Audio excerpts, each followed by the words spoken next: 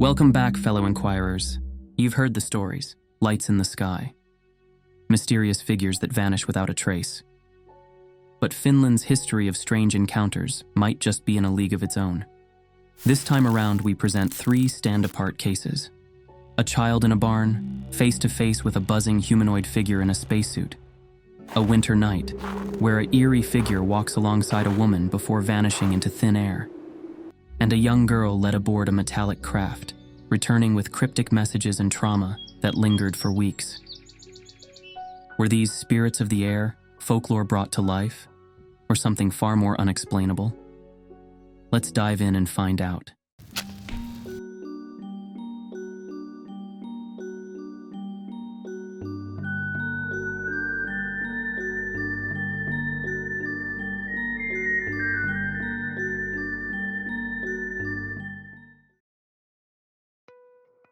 In a time when tales of spirits of the air were a part of Finnish life, Laura Luotanen encountered something truly unusual. In her own words, she describes the experience as follows. I am a 61-year-old grandmother from Hirvensalo, born in South Ostrobothnia as the daughter of a farmer. I was a 5-year-old girl at the time. We were playing hide-and-seek in the drying barn with the neighbors' children. The barn was about 200 meters from our house, on the edge of our grain fields. We often played the same game there during the day. It was my turn to hide. One of the children would go in turns to find those hiding. All the other kids had already gone in to hide under the rafters, and I went up to the loft, planning to jump down through the hatch and quickly hide myself in the barn. But as I got to the edge and was about to jump down, I realized the drop was too high for me, so I stopped and sat on the threshold, hesitating. The entire barn was made of logs. Suddenly, in the corner, all the logs from the ceiling to the floor opened up, about 30 centimeters wide, so that the beautiful summer day's sunlight could stream into the room. I watched it for a moment. Then, a loud buzzing noise started outside, as if some kind of machine was landing, but then it stopped. All of a sudden, a figure about 2 meters tall came in from the corner of the barn. It was a slender man with red eyes, a large mouth, and prominent teeth. He stared at me intensely. His posture was slightly hunched, and at one point, it was like he vanished under a bundle of straw. I quickly dropped myself down to the ground and started searching for large stacks of straw to hide behind. I should also mention what the man was wearing.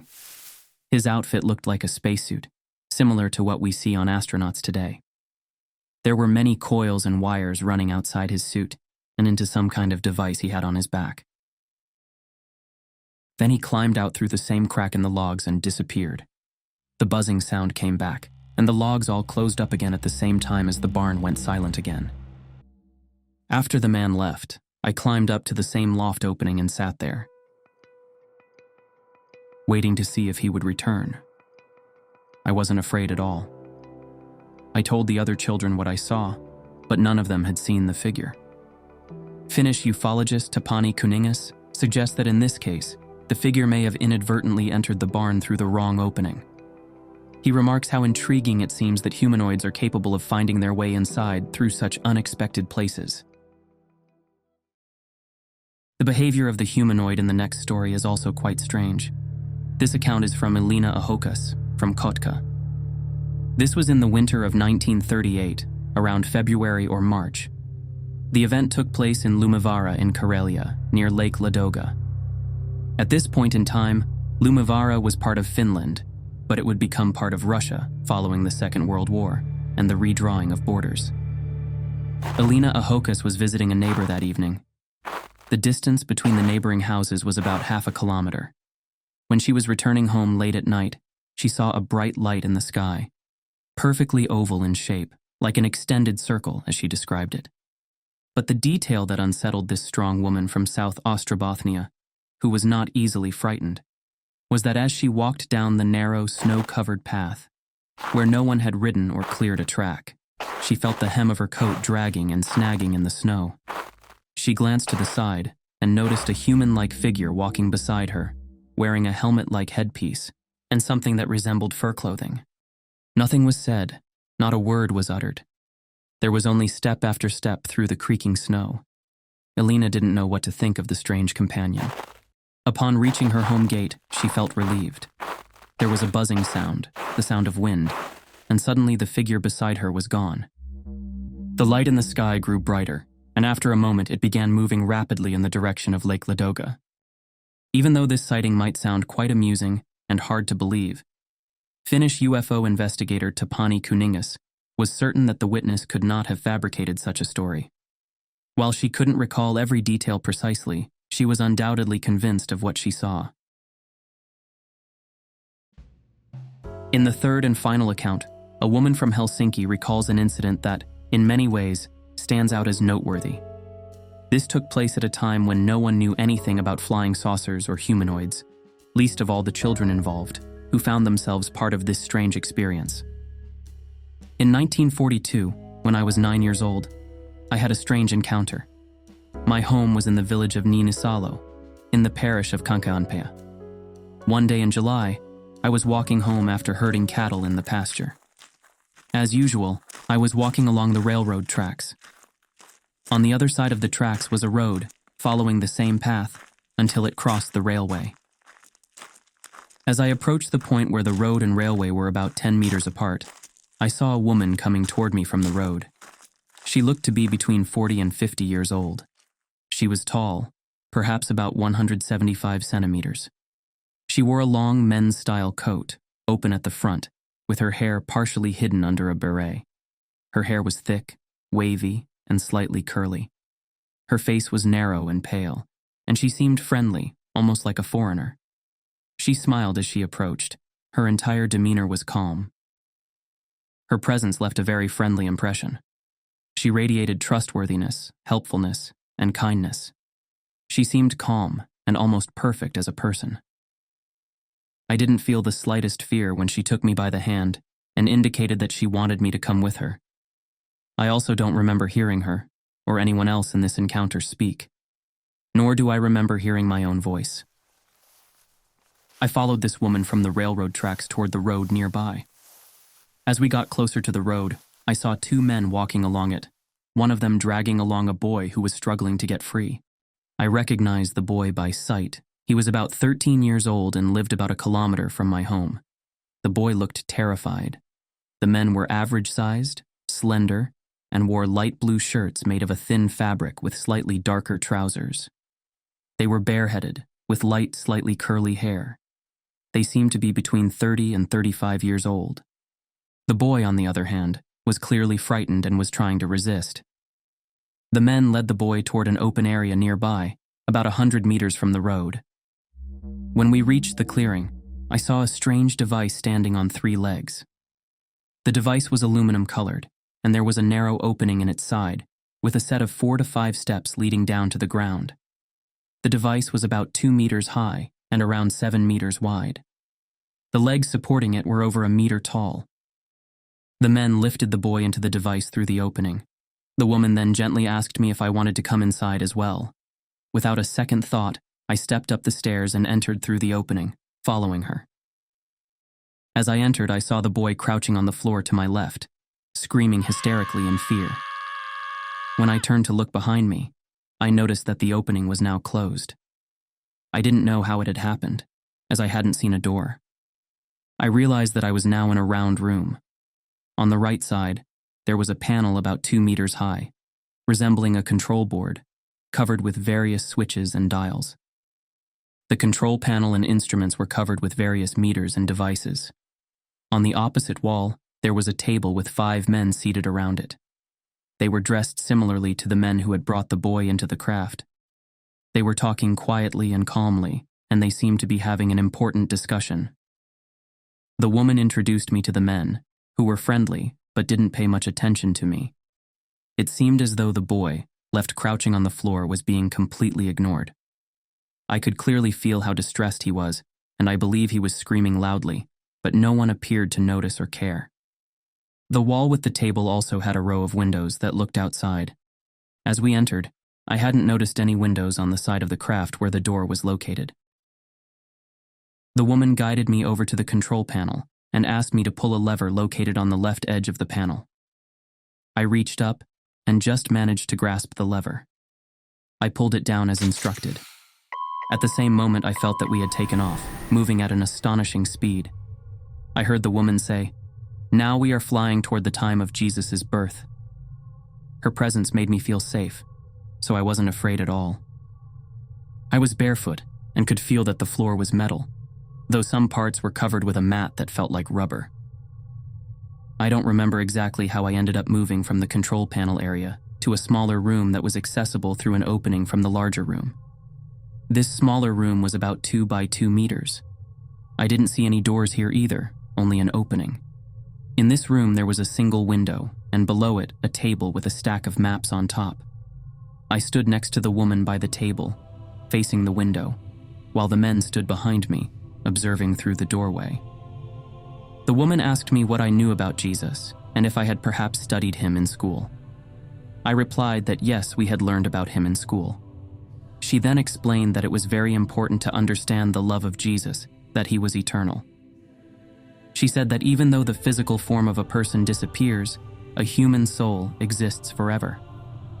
While pointing at the maps, she explained that in eternity, there are no boundaries and no end. She also mentioned that time does not exist in this place and that one can travel both forward and backward in time. I don't remember what questions I asked, but we did have a conversation by the map table. I remember only the points that the woman emphasized. At this point, I began to feel increasingly unsettled. The men standing at the doorway seemed interested in what the woman was saying, nodding occasionally as if in agreement, showing amazement that I understood what she was explaining. All the while, I felt strongly that this woman was the captain of the craft. My sense of unease grew, and my last memory inside the craft was feeling increasingly disoriented. After that, I have no clear recollection until I found myself lying on the ground, in a field. I was near the railway, less than half a kilometer from where I had originally met the woman. I felt a sharp pain in my stomach and was nauseous. I was very shaken and completely disoriented. I don't remember how I got home, but my family was already concerned about how long I had been gone. Based on my estimate, it had been about 2 hours from when I met the woman to when I arrived home. For several weeks after the experience, I was deeply unsettled, and my stomach was constantly hurting. I could hardly eat, so I lost a lot of weight. My eyes gradually became sensitive to light, swelling and turning red. Even the whites of my eyes turned completely red. About a month after the incident, I was so ill that I had to be hospitalized. I couldn't tolerate any light, so I had to wear eye patches. In the hospital, I underwent extensive tests, but they found no explanation for my poor health. Over time, I slowly began to recover, and about a month later, I was able to return home. I missed the entire autumn term of school. For about a year, I was afraid to go near the place where the craft had been, and I also couldn't bear to look up at the sky over the railroad tracks. As for the boy who was also taken into the craft, I later heard that he suffered a severe mental breakdown. His mental health had deteriorated to the point that, by the age of 17, he had to be institutionalized. Were these spirits of the air folklore made real, or something far stranger? Let's explore these extraordinary events and more, here on Stories Lost. And like always, feel free to draw your own conclusions and make up your own mind. What do you think is out there? The term humanoid is relatively new. It emerged in late 1966 when Flying Saucer Review, the world's most widely read UFO magazine, published a special issue titled The Humanoids. Since then, the term humanoid has gradually gained widespread use. Previously, these entities were typically referred to as Martians, aliens, space people, little green men, ufonauts, and so on, all terms that essentially describe the same concept as humanoid. In previous chapters, we've discussed some cases involving humanoid sightings. These reports suggest that strange human-like entities have been observed in Finland across different periods. However, such sightings remain rare and unusual events, which is why the average person tends to treat them with a great deal of skepticism, often seeing these accounts as little more than amusing stories or jokes. In general, humanoid phenomena can be divided into 3 categories: The first category includes sightings where the humanoid is accompanied by an unidentified flying object, forming an integral part of the experience. The second category involves sightings of humanoids without any associated UFO. Finally, there are cases classified as contacts, in which there is some form of communication between a humanoid and a human. Estimating the number of humanoid sightings is difficult. These phenomena are often seen as too fantastical for serious discussion, making it hard to engage in a practical or objective conversation about them. Observations and cases involving humanoids usually remain hidden, and even if UFO researchers occasionally come across such cases, they typically aren't permitted to share these stories with anyone, not even anonymously. It's worth emphasizing that respected and well-known Finnish citizens have also reported seeing humanoids. One doesn't need to immediately think of laughter, ridicule, or pity. The greatest misfortune for some scientists has been encounters with humanoids. These types of meetings have led people to resign from their positions, or even end their lives. Of course, many may think that talking about this is just an attempt to sensationalize the topic. Tapani Kuningas, a Finnish ufologist and non-fiction writer, played a pivotal role in documenting UFO phenomena in Finland. In his book, Ufoja Suomen taivaalla, UFOs in the Finnish sky, Kuningas approached his subject with discernment. He acknowledged the need for caution, stating, "I've treated this content with strict caution. I've left out the most dubious cases and unverified information altogether. There are already enough misunderstandings." These three accounts, that were all documented by Tapani Kuningas, highlight recurring themes in Finland's UFO and humanoid encounters. Beings that appear abruptly, technology that defies explanation, and experiences that leave a lasting impact on the witnesses. Yet, a closer analysis raises questions about the distinctly earthly elements woven into these encounters. The humanoids' descriptions, light hair, calm demeanor, and physical features, reflect ideals common in Finnish culture. Their clothing, resembling early astronaut suits, and the presence of maps, stacks of paper, and devices with dials and levers, seem more rooted in mid-20th century technology than any otherworldly origin. These details might suggest that such experiences, while profound to the witnesses, could be influenced by the cultural and technological context of the time. The blending of the familiar with the fantastical leaves us questioning whether these encounters represent external phenomena, internal projection, or a combination of both. The blending of familiar, earthly elements with fantastical, otherworldly features in these encounters might reflect a phenomenon often explored in psychology: how the brain forms experiences by drawing on a combination of cultural and personal references. When faced with something unexplainable or overwhelming, the mind may fill in the gaps with imagery and concepts that feel recognizable or meaningful. Was this the case? Let us know your thoughts in the comments, and don't forget to like, share, and subscribe to Stories Lost for more explorations into the unexplained. We appreciate all of your support. Until next time, stay curious.